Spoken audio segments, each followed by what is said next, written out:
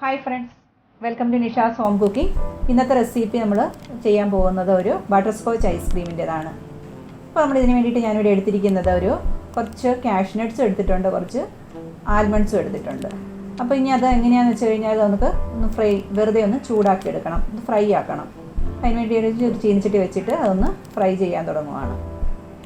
എടുത്തിട്ടുണ്ട്, അതൊരു ബൗളിലോട്ട് മാറ്റാം. ഇനി നമുക്കിതിനെ ഒന്ന് ക്രഷ് ചെയ്തെടുക്കണം. ഒന്ന് ഒത്തിരി നന്നായിട്ട് പൊടിക്കുകയൊന്നും വേണ്ട, ജസ്റ്റ് ഒന്ന് ക്രഷ് ചെയ്ത് ചതച്ച പോലെ എടുത്താൽ മതി.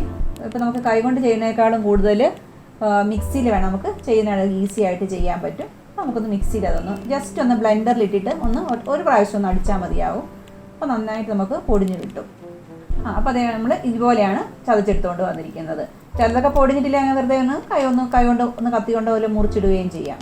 അപ്പോൾ നമുക്ക് കാരമലൈസ് ചെയ്യണം. അപ്പോൾ അതിന് വേണ്ടിയിട്ട് ഞാനൊരു അപ്പോൾ പഞ്ചസാര എടുക്കുവാണ്. അപ്പോൾ നമ്മൾ ഈ നേരത്തെ ചീനിച്ചട്ടിയിലോട്ട് പഞ്ചസാര ഇട്ട് കൊടുക്കാം. എന്നിട്ട് നമുക്കതിനെ ഒന്ന് ഇളക്കിക്കൊണ്ടിരിക്കാം. മെൽറ്റ് ചെയ്ത് വരും. അത് വേറെ വെള്ളമോ അങ്ങനെയൊന്നും ഒഴിക്കേണ്ട കാര്യമില്ല. എന്നിട്ട് ഇത് ഡയറക്റ്റ്ലി അത് ഇങ്ങനെ ചൂടായി വരുമ്പോഴത്തേക്കും അത് നല്ല ബ്രൗൺ ആകുമ്പോൾ തന്നെത്താൻ മെൽറ്റായി വരും.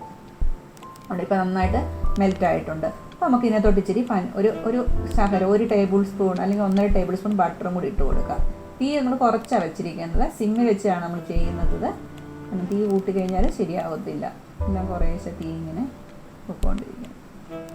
കുറച്ചും കൂടി നേരത്തെ വേണേലും ബട്ടർ ഇടാം കേട്ടോ, ലൈറ്റ് നേരത്തെ വേണേലും ബട്ടർ ഇടാം. ഞാൻ ഒരു സെക്കൻഡ് ഒന്ന് മറന്നുപോയി ബട്ടറിൻ്റെ കാര്യം, അതുകൊണ്ടാണ് ഇത്ര താമസിച്ചു പോയി. ഒരു 2 മിനിറ്റ് മുമ്പ് വേണേലും ബട്ടർ ഇടാവുന്നതാണ്. അതിന് ബാക്കി നമ്മുടെ പൊടിച്ചു വെച്ചിരിക്കുന്ന നട്ട്സിൻ്റെ പൗഡറും, അതായത് ആ ക്രഷ്ഡ് ആയിട്ട് എടുത്ത് വെച്ചിരിക്കുന്ന നട്ട്സും കൂടി ഇതിനെ ഇട്ടിട്ട് ഇളക്കുക.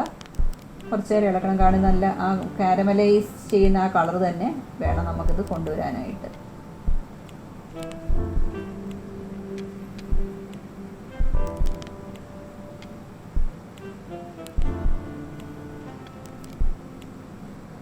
അപ്പോൾ നോൺ സ്റ്റിക്ക് പാൻ ഉപയോഗിക്കുന്നതായിരിക്കും നല്ലത്, കാരണം എങ്കിൽ പിന്നെ നല്ല പോലെ വിട്ട് കിട്ടുകയും ചെയ്യും, നന്നായിട്ട് യൂസ് ചെയ്യും. അപ്പോൾ നമുക്ക് മിക്കവാറും അത് തന്നെയായിരിക്കും യൂസ് ചെയ്യാൻ നല്ലത് ഇതിന് വേണ്ടിയിട്ട്. അപ്പോൾ നമ്മുടെ മിക്സ് നല്ല കളർ മാറി വരുന്നുണ്ട്, നല്ല റെഡി ആയിട്ടുണ്ട്. ഇപ്പോൾ ഒരു പ്ലേറ്റ് ഞാനിവിടെ ഒരു പേപ്പർ വെച്ചിട്ടുണ്ട്, ബട്ടർ പേപ്പറിൽ അതിനകത്തോട്ട് ഇടുവാണ്.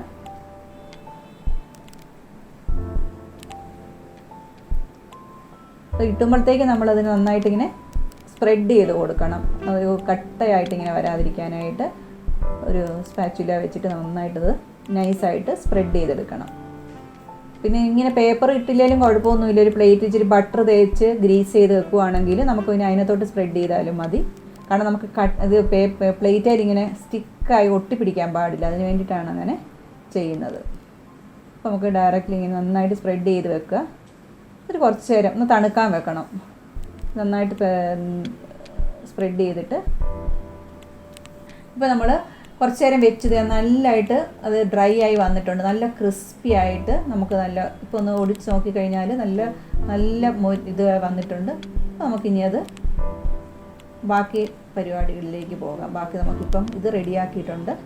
ഇനി എന്തൊക്കെയാണ് ഇതിന് ഐസ്ക്രീമിന് വേണ്ടതെന്നുള്ളത് ചെയ്യാം. ഇനിയിപ്പോൾ ഞാൻ ഐസ്ക്രീമിന് വേണ്ടിയിട്ട് എടുത്തിരിക്കുന്നത് വിപ്പിംഗ് ക്രീമാണ്. പിന്നെ വേണ്ടത് മിൽക്ക് മെയ്ഡ് ഉണ്ട്, പിന്നെ കുറച്ച് കളറുണ്ട്. ആക്ച്വലി നമ്മൾ വിപ്പ് ടോപ്പിംഗ് ആണ് ഇപ്പോൾ എനിക്ക് കിട്ടിയിരിക്കുന്നത്. ആക്ച്വലി വിപ്പിംഗ് ക്രീമായിട്ട് അപ്പോൾ അമൂലിൻ്റെയൊക്കെ കിട്ടുവാണെങ്കിൽ എനിക്ക് തോന്നുന്നത് അതായിരിക്കും കുറച്ചും കൂടി നല്ലത്. നിങ്ങൾക്ക് അത് കിട്ടുവാണെങ്കിൽ അത് യൂസ് ചെയ്താൽ മതി.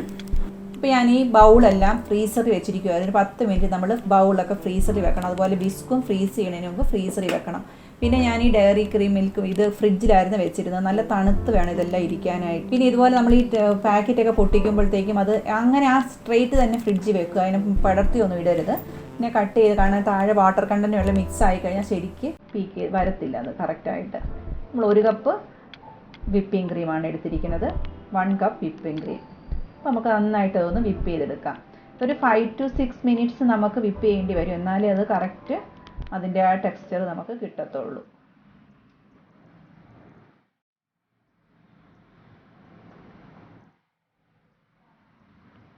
ശരിക്കും നന്നായിട്ട് വിപ്പായി വരുന്നുണ്ട്.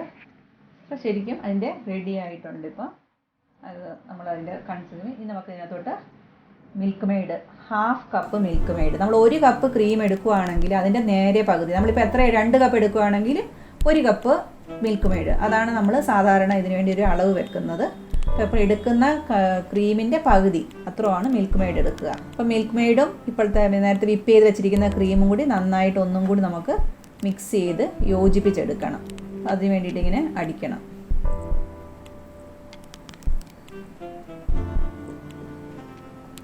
നമ്മളതിനകത്തോട്ട് ഞാൻ കുറച്ച് ആക്ച്വലി ബട്ടർ സ്കോച്ച് എസൻസ് ഉണ്ടെങ്കിൽ അത് ഒഴിക്കും. ഞാനിപ്പോൾ ഒരു ഡ്രോപ്പ് വനില എസൻസ് ആണ്, എനിക്ക് വേറെ എസൻസ് ഉണ്ടാക്കുന്നത്, വനില എസൻസ് ആണ് ഒഴിക്കുന്നത്.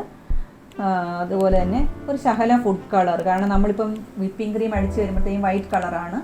അപ്പോൾ സാധാരണ നമ്മൾ ബട്ടർ സ്കോച്ച് ഐസ്ക്രീം ഒരു യെല്ലോയിഷ് ഒക്കെ അല്ലേ കിട്ടുന്നത്, അപ്പോൾ അതുകൊണ്ട് ഇച്ചിരി ഒരു ഡ്രോപ്പ് കളർ ഒഴിച്ച് കൊടുക്കുന്നുണ്ട്. പിന്നെ നമ്മൾ റെഡിയാക്കി വെച്ചിരിക്കുന്ന ബട്ടർ സ്കോച്ച് നമ്മുടെ മിക്സ് ഉണ്ടാക്കിയതും കൂടി ഇതിനകത്തോട്ട് ഇടുക. മൊത്തം ഇടണ്ട, കുറച്ച് നമ്മൾ വെക്കാം, പിന്നീട് നമുക്ക് ടോപ്പ് ചെയ്യുമ്പോഴൊക്കെ വേണം. അതുകൊണ്ട് ഒരു പകുതിയോ ഇതിനകത്തോട്ട് ഇടാം ആദ്യം. നമ്മളെല്ലാം കൂടി നന്നായിട്ട് മിക്സ് ചെയ്തിട്ടുണ്ട്. നമുക്കിനി ഒരു ബൗളിലോട്ട് മാറ്റാം.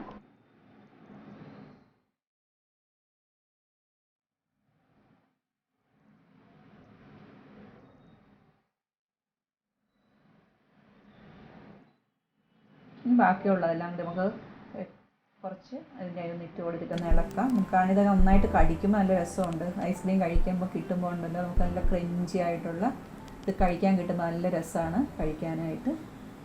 നമ്മളതൊക്കെ ഇട്ട് കൊടുത്തിട്ട് അത് കഴിക്കുന്നത് നല്ല.